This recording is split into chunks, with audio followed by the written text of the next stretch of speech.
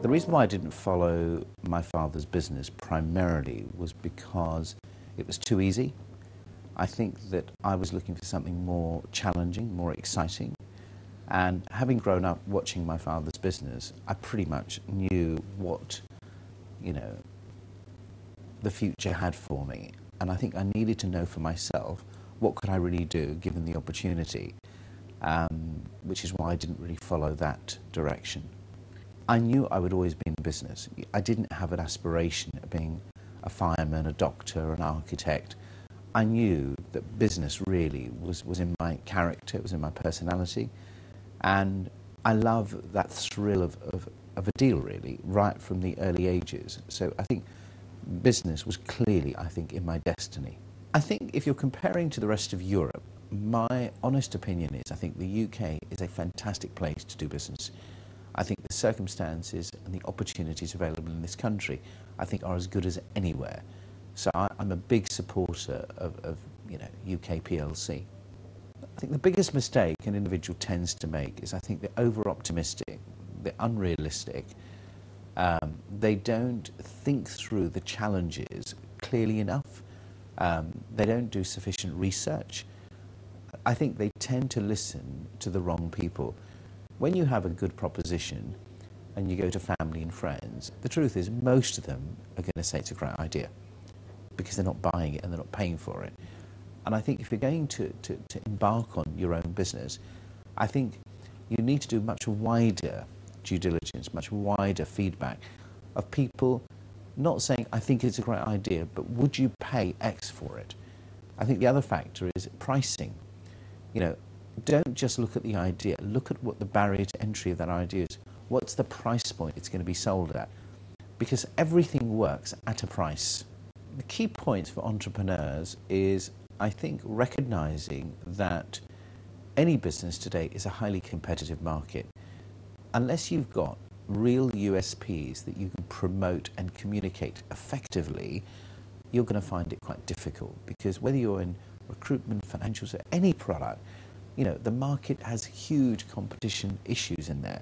What makes your business stand out? Why is your business any better than the next business? The single biggest challenge in starting a business today, I would say, must be raising capital.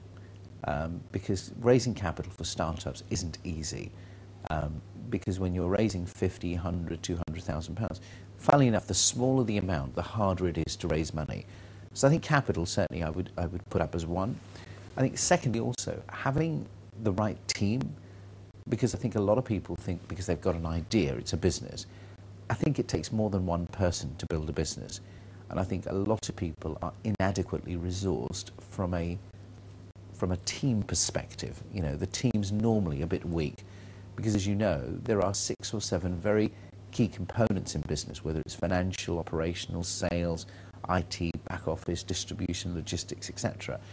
And the truth is you can't be good at everything. So I think it's having assembled, the right team to help you execute the plan. I think probably my most proudest moment in business is probably Alexander Mann. I think the reason is because it was the first, and the first, it's a bit like your first love. It's the one you always remember. It's the one you're probably the most passionate about. And also because it was one that I built from scratch myself, because all the other businesses I've been associated with or connected with, I've either been an investor or they were my ideas.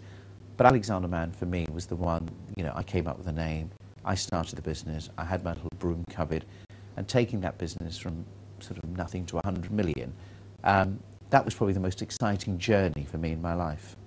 What do I look for, I suppose, in people, what I look for in a proposition? For me, the most important ingredient is the person I'm going to back.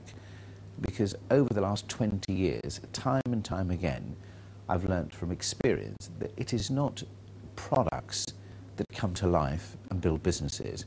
It's services that don't just happen. It's people's passion, it's their conviction, it's their motivation, it's their drive. It's something inside them that wants to perform and succeed.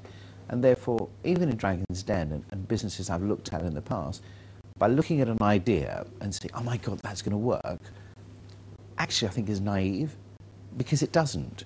It's the person that brings it to life. So I happen to believe that if you gave me a fantastic individual with drive, passion and conviction, even if they had a mediocre proposition, they could make it work. If you gave me a fantastic idea with a great product, with a mediocre individual that didn't have drive, that didn't have passion, that didn't have that hunger in them, it would fail. So I think, to me, the most important ingredient is people.